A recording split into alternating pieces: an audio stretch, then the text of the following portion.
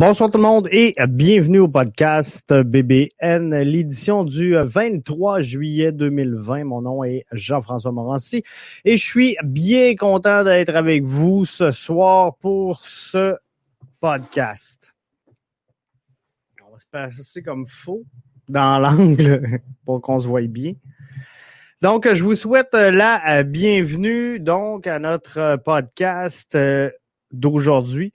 On a encore quelques petites affaires à analyser. L'Impact est qualifié. C'est maintenant fait. C'est maintenant organisé, planifié.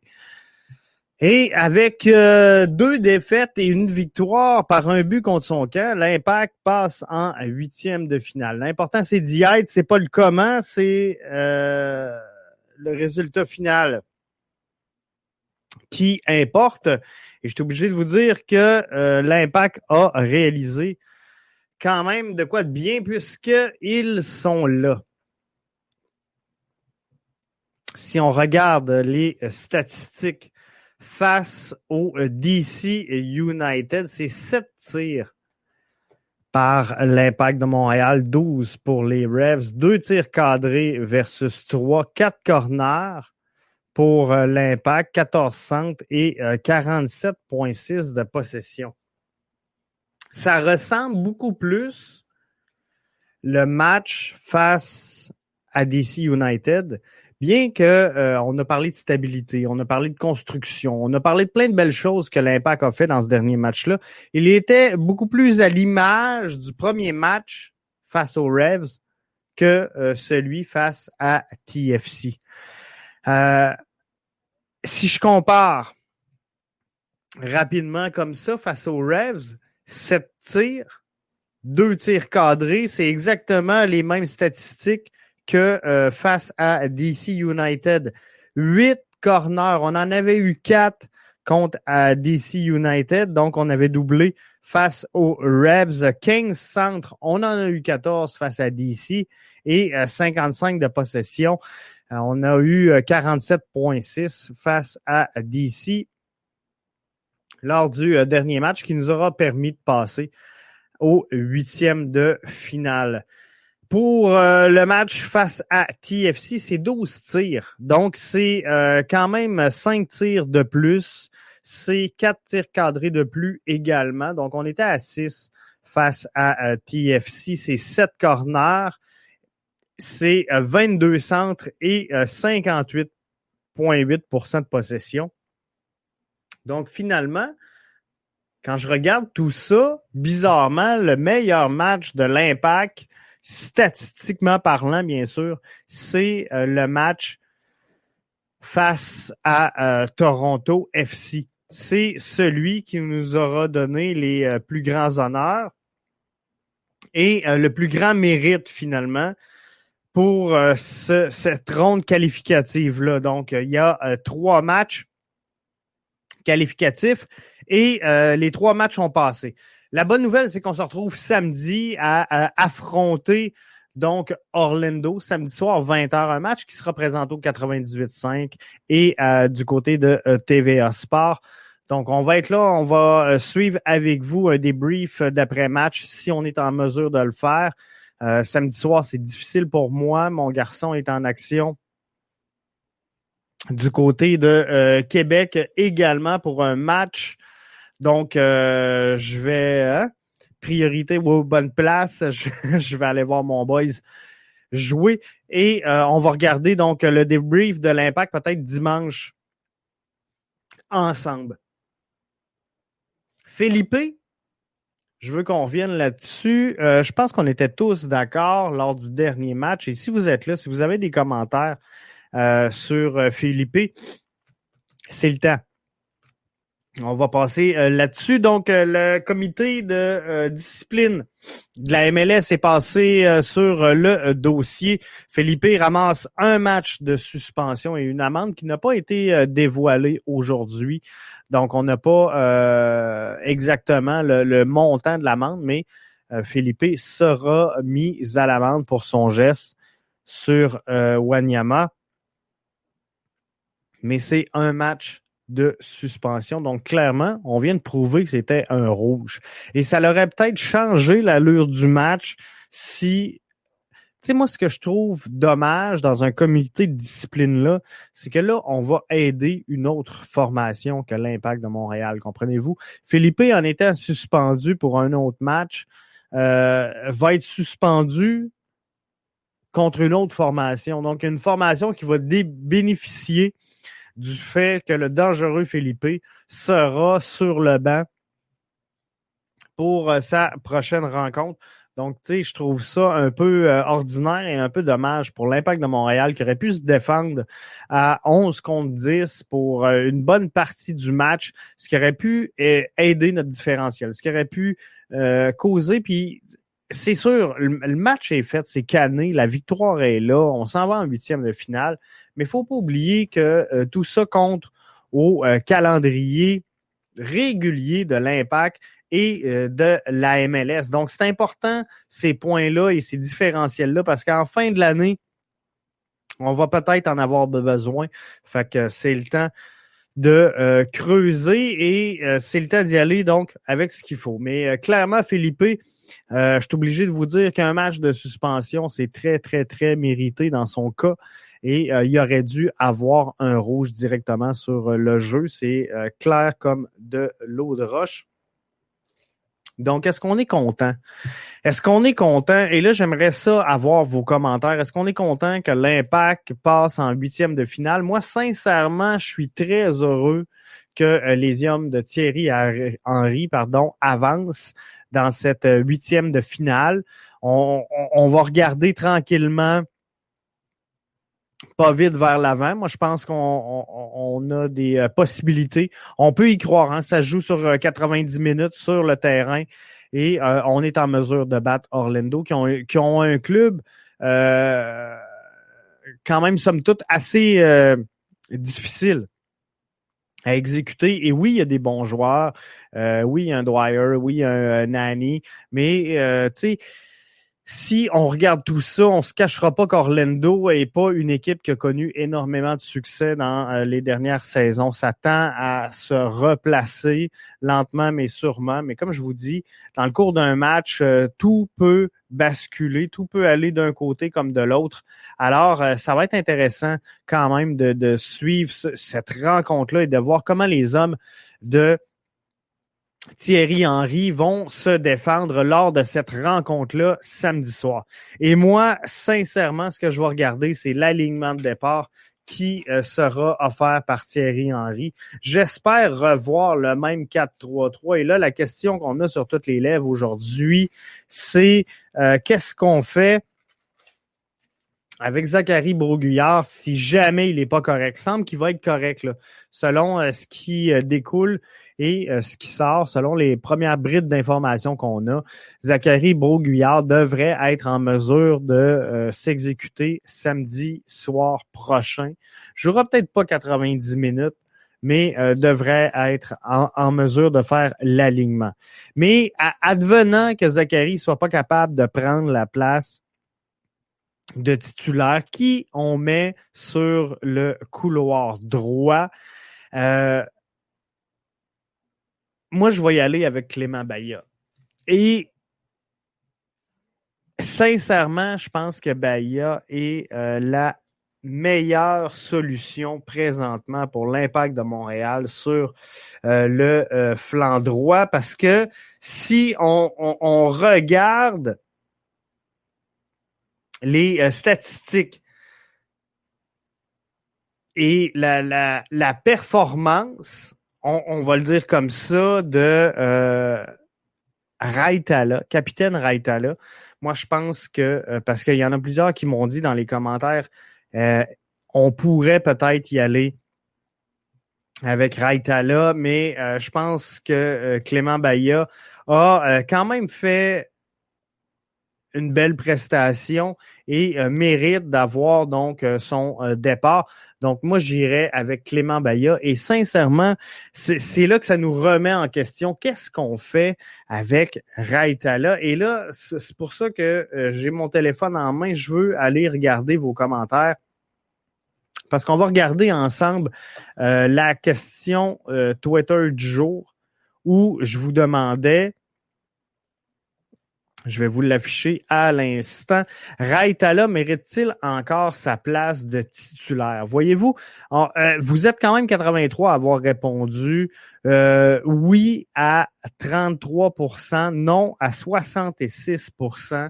Ça semble être quand même clair dans la tête finalement des fans. David me dit, si Zachary Brault-Guillard est blessé, on y va avec Raitala. Michel Gaumont qui nous dit, je salue en passant Michel, un de nos auditeurs très assidu. Il dit, ça dépend où, mais pas dans une def à 2 centraux, peut-être en left back pour reposer Corrales.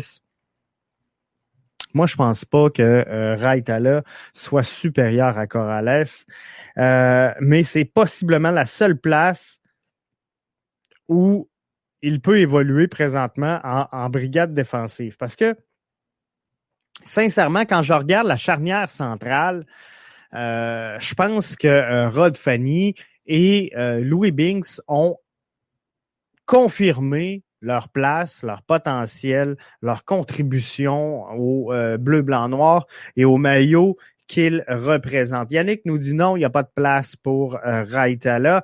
Stéphanie qui nous dit, pauvre gars, c'est vraiment compliqué de revenir d'une si grosse blessure. Même si les autres ne jouaient pas plus, au moins, ils pouvaient se maintenir en forme. Pour moi, c'est trop tôt pour le déclarer invalide.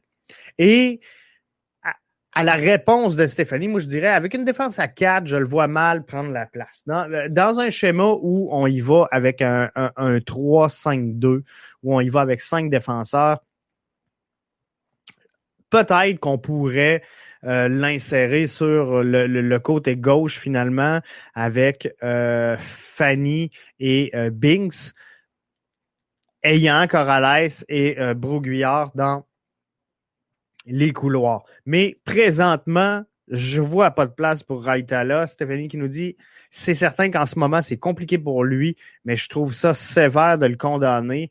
Mais là, c'est un win or go home. Donc, tout comme toi, pour moi, il est sur le banc. Et là, jusqu'à la fin du tournoi, là, on a passé la ronde qualificative. Il faut s'entendre sur une chose, là, jusqu'à la fin du tournoi, c'est un do or die. C'est t'avances ou tu crèves et l'Impact doit mettre sur le terrain les 11 meilleurs éléments qui, collectivement, vont faire en sorte que l'Impact va se donner à chaque 90 minutes de jeu une chance d'avancer et d'aller plus loin dans le tournoi MLS is back. Donc, c'est super important que Thierry Henry prenne position et prenne acte de toutes les forces qu'il a en présence avec lui et de construire finalement un schéma qui va faire en sorte qu'on va avancer et qu'on va avoir une chance de gagner. Moi, ce que je vois, c'est Clément Bahia, peut-être en remplacement de Zachary Brault-Guillard s'il est blessé.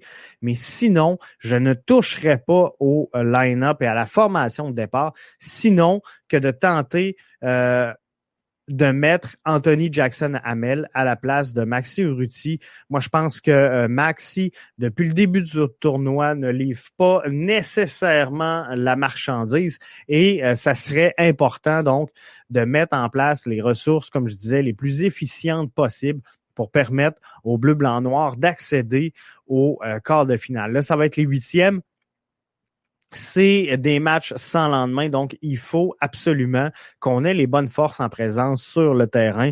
Donc, 11 gars qui vont se battre pour le crest, qui vont se battre pour le maillot, qui vont se battre pour l'honneur. Et sincèrement, moi, je crois que le 11 de départ, la formation adoptée par Thierry Henry lors du dernier match est la bonne et celle sur laquelle il faut travailler. Et oui, en cours de route, on va apporter quelques ajustements. Et comme je vous disais, quand je regarde les statistiques, le meilleur match de la ronde qualificative de l'Impact de Montréal demeure le match oui, on l'a perdu, mais demeure le match face à TFC.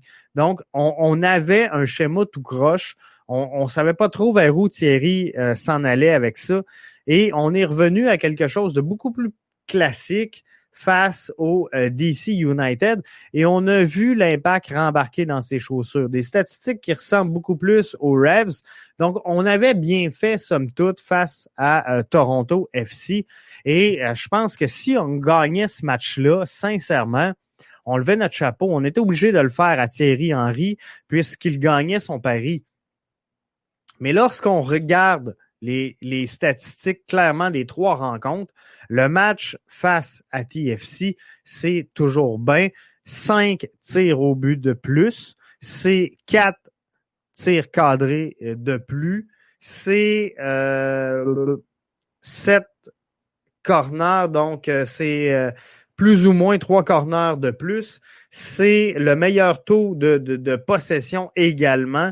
C'est presque 10 centres de plus que les 2 autres matchs et c'est 10 pins de mieux au niveau de la possession de la balle. Donc, tu sais, ça va être important d'apporter les ajustements, mais comment le schéma tactique actuel de Thierry Henry dans sa formule 4-3-3 qu'on aime énormément, pourrait nous aider. Il faut voir aussi les options qui sont là. OK, Ellie nous dit, est-ce qu'on a oublié la Palainen?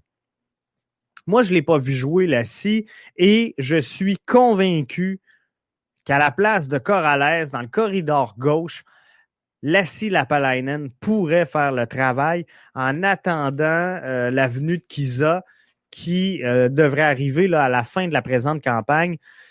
Mais sincèrement, je crois d'entrée de jeu que la position à améliorer présentement pour l'Impact de Montréal, c'est le corridor gauche. Et pas que je suis pas à l'aise avec Corrales, je pense que Corrales fait un travail juste dans les circonstances. Je pense qu'il est supérieur présentement à ce que Raitala est en mesure de nous offrir. Par contre, c'est pas la crème de la crème. On se fera pas de cachette. Et je l'ai trouvé lors du dernier match beaucoup trop souvent prisonnier très haut dans son couloir, donc incapable de prendre un bon contrôle pour centrer ou de s'impliquer finalement dans le jeu. Également, j'ai de la misère avec la cohésion entre Saphir Taider et Corrales. Par contre, on a vu que le jeu s'était beaucoup déplacé dans le corridor de Corrales. Donc, c'est là que l'essentiel s'est passé lors de la dernière rencontre. Presque tous les jeux se sont passés sur le couloir gauche. Et je vous disais qu'en début de match, Zachary Broguillard était absent complètement sur le côté droit. Et les statistiques me donnent raison. Je suis obligé de vous dire qu'il ne s'est rien passé. Ce match-là s'est joué à gauche.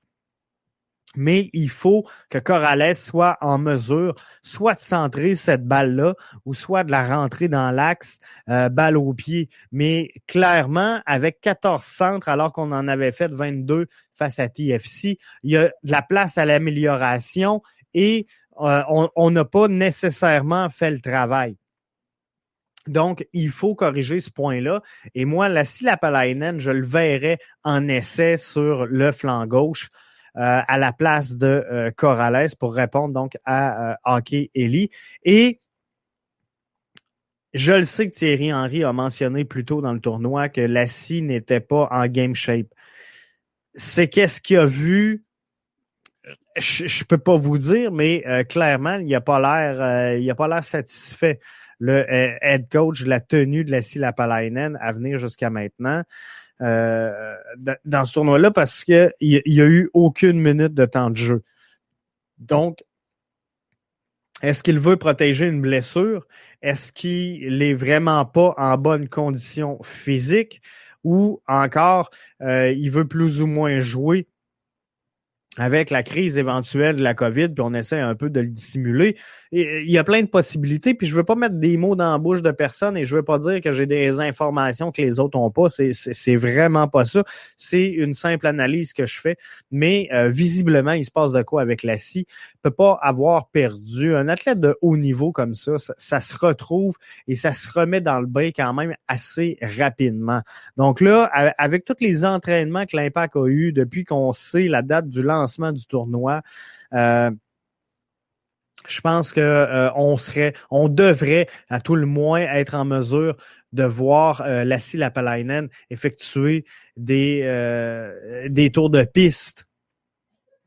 Et présentement, visiblement, ça semble pas être le projet de Thierry Henry. Donc, il faudra voir pourquoi il en est ainsi.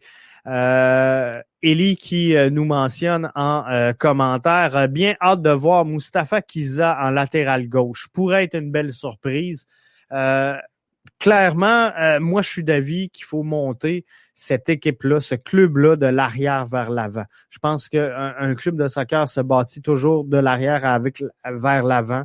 On a réglé une bonne partie du problème avec Diop devant le filet. Je pense qu'on est plus stable qu'on l'était avec Bush. On a réglé au centre, pour moi, en tout cas, c'est réglé. Binks, Fanny au centre, Broguillard à droite. Il y a 3 joueurs de réglés et je pense que l'Impact a le club pour jouer soit en 4-3-3 ou encore en 4-2-3-1. Mais dans une formule à 4 défenseurs, je pense que c'est le meilleur schéma présentement pour l'Impact de Montréal. Donc, on vient de régler Binks, Fanny et Zachary Broguillard sur la droite. Donc, on a besoin de quoi? On a besoin d'un vrai piston sur la gauche. Et moi aussi, j'ai hâte de voir Mustapha Kiza. Je vous avouerai que je me garde une petite gêne parce que dans le passé, on s'est fait des attentes énormes avec des annonces de signature de l'Impact de Montréal et ça n'a pas produit les résultats qu'on s'attendait ou à tout le moins qu'on avait vendu aux fans et au public. Donc, faudra voir exactement dans quelles conditions il arrive, à quel niveau il est et physiquement. Donc, tout ça et comment il va être en mesure d'intégrer cette formation-là. Parce que oui, il faut des bons éléments individuels, mais il faut qu'il soit capable de faire avancer le collectif. Et présentement, c'est ça le problème. Corrales, c'est pas qu'il est pas qui est mauvais. Individuellement, il fait bien. Collectivement, il y a de la misère à se coordonner avec Taider, à se coordonner avec Urruti. Moi, ce que j'aimerais voir de mon piston sur le côté gauche, c'est un piston qui vient faire l'overlap, qui joue le give and go avec Saphir Taider, avec Kyoto, avec Urruti. Et ça, je ne l'ai pas vu. Oui, il monte Corrales, il monte très bien, il progresse très bien dans le couloir. À un moment donné, il se ramasse dans la zone de corner, pris complètement là, plus capable de bouger et de revenir. Et là, qu'est-ce qu'on fait? Vous remarquerez, on joue la balle en retrait et on va faire traverser le terrain. Donc, on va battre en retrait et on va circuler le ballon pour essayer de remonter dans l'hôtel. Donc, ça, moi, je pense qu'on perd du temps précieux, on perd de la confiance, on perd de l'attaque, on perd de l'offensive, on perd cette étincelle-là qui est importante et on perd la chance également de faire jouer Taider et Urruti Kyoto en première intention rapidement en entrant dans l'axe. Donc ça, c'est super important de régler ça. Garage Foot, salut Rémi, merci d'être là. Encore ce soir, Rémi qui va être là pour un Garage Foot, j'ai vu ça passer. Poutine, tout garni, excuse-moi si je le débaptise, Rémi. Poutine, demi-poutine garni, take-out. Ça ressemble à ça ce soir. Donc, surveillez. Suivez Garage Foot sur Twitter pour les indications. Mais Rémi va être là ce soir pour son show. Donc, c'est louche, la scie. Effectivement, Rémi, moi, je trouve ça très, très louche, ce qui se passe avec la scie Lapalainen. C'est, on confirme, demi-poutine, bacon, take-out. Donc, manquez pas ça avec le chum Rémi qui anime ça donc d'une main de maître Et suivez le compte Garage Foot. C'est ce qui va vous permettre d'écouter en direct Rémi ce soir. Donc, c'est louche, Lassie, effectivement. Comme je disais tantôt, moi, je pense que tu peux pas arriver Game Shape et perdre tout ça en si peu de temps sans être capable de le regagner, comprenez-vous? Lassie Lapalainen est en mesure de jouer en début de saison, était en mesure de jouer, était disponible pour les matchs de la CONCACAF. Donc, je comprends que le 12 mars, il y a une interruption qui se fait et qu'une mise au rencard de tous les effectifs sportifs. Mais un athlète de haut niveau peut pas passer du mois de mars au mois de juin à une détérioration aussi rapide de sa condition de jeu et ne pas être capable de le reprendre. Comprenez-vous? Ça se peut que le gars soit laissé aller, mais on était mi-mars, mettons. Fait que mi-mars, avril, mai, mettons mi-juin, on recommence à reprendre les activités. Fait qu'on parle de 2 mois et demi, 3 mois.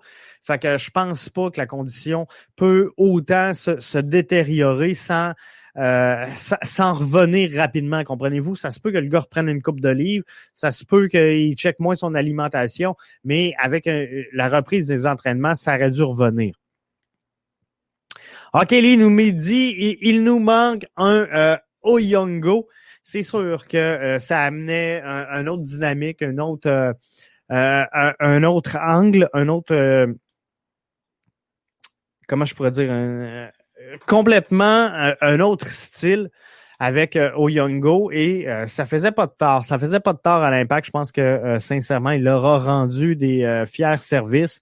Mais moi, ce que je vois dans le couloir latéral gauche, c'est le prochain Alphonso Davies. C'est ce que je vise. C'est ce que l'Impact doit viser. C'est ce qu'on doit avoir. Un joueur qui va nous donner 2 bonnes saisons. Un jeune joueur qui va exploser ici à défense latte gauche, qui va nous donner 2 bonnes saisons qu'on va transférer après ça en Europe, mais on aura profité de 2 excellentes saisons, avoir une pépite, un diamant brut, se polir au sein de l'Impact de Montréal, ça nous ferait du bien de voir ça et j'espère que Mustapha Kiza pourrait être une belle prise. J'en reviens au commentaire tantôt sur Mustapha Kiza. J'espère qu'il va être une belle prise et qu'il va nous permettre de penser qu'on peut arriver là. Le reste, là, il va s'englober à un moment donné. Puis je pense qu'il faut qu'il y ait des départs.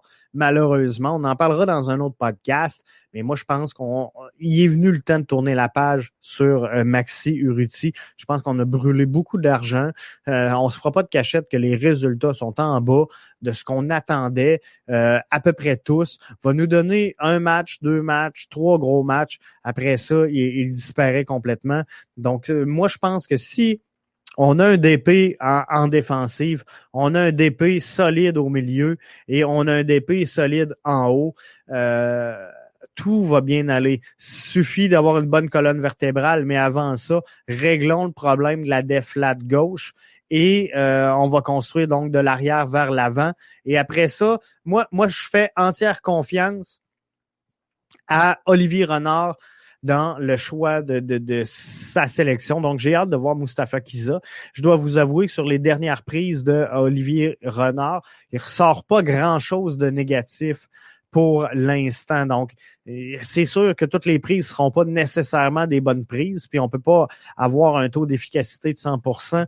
Il va y avoir des essais, il va y avoir des erreurs également. Un ne va pas sans l'autre. On ne pourra jamais aller chercher que des réussites, mais on va espérer que Mustapha Kiza soit la pépite qu'on cherche pour faire progresser l'Impact. Après ça, on se dirige dans l'axe, s'il vous plaît, DP au centre, DP en haut, et je pense que si on entoure ça d'une belle profondeur, des joueurs corrects, mais pas des vedettes à tout casser, là. On n'a pas besoin de ça pour l'instant à Montréal. Moi, ce que je dis, prenons un joueur solide, un joueur efficace, comme exactement Wanyama. Wanyama, pour moi, est le joueur parfait pour cadrer à Montréal présentement. Un joueur qui va faire le travail, qui est pas plus gros que le club, mais qui va aider le club à avancer. Et si on l'entoure bien avec des joueurs qui sont capables d'avoir un QI soccer assez intelligent pour se positionner autour puis comprendre comment le gars joue,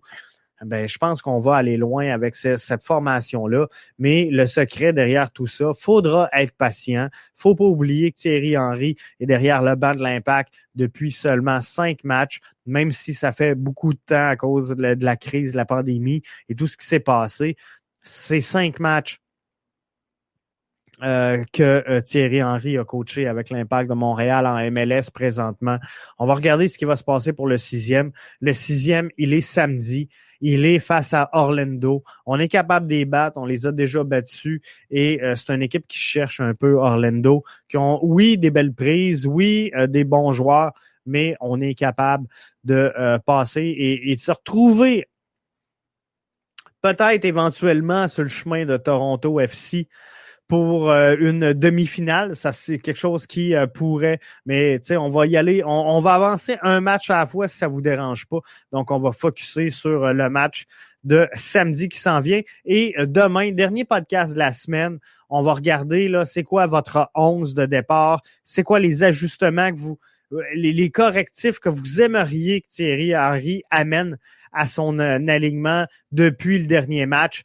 Mais ça va ressembler à ça. Donc, demain soir, 20h, soyez là pour un autre podcast BBN. Merci d'avoir été avec nous. Je vous invite à devenir Patreon, patreon.com/BBN Media. Vous pouvez contribuer à partir de $1 par mois pour avoir tout le contenu qu'on vous présente pour soutenir la station, pour aider notre croissance. Je pense que c'est un $1 qui est extrêmement bien investi.